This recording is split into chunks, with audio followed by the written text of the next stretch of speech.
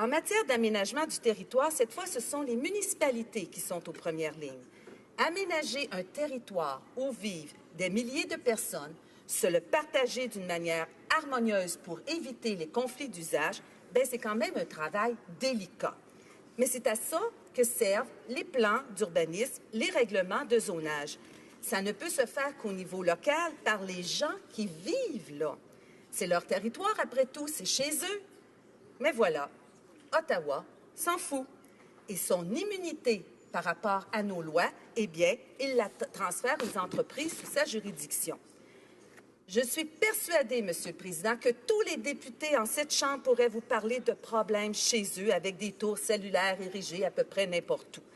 Dans ce domaine, ce sont les compagnies de télécommunications qui font ce qu'elles veulent. Elles sont au-dessus de nos lois, au-dessus des citoyens, puis ils ne se gênent surtout pas pour en profiter.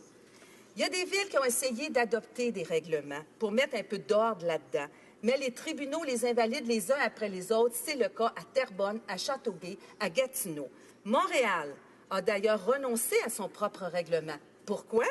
Lors de la consultation publique, ce sont les compagnies qui ont menacé de poursuivre la ville, rien de moins. Et Industrie Canada a envoyé un mémoire pour dire à la ville de faire marche arrière. Je pourrais vous parler du port de Québec. L'entreprise IMTT s'est installée sur les terrains du port et elle pollue allègrement les quartiers de Limoilou et de Saint-Roch. On est ici dans les circonscriptions de Beauport, Limoilou et de Québec.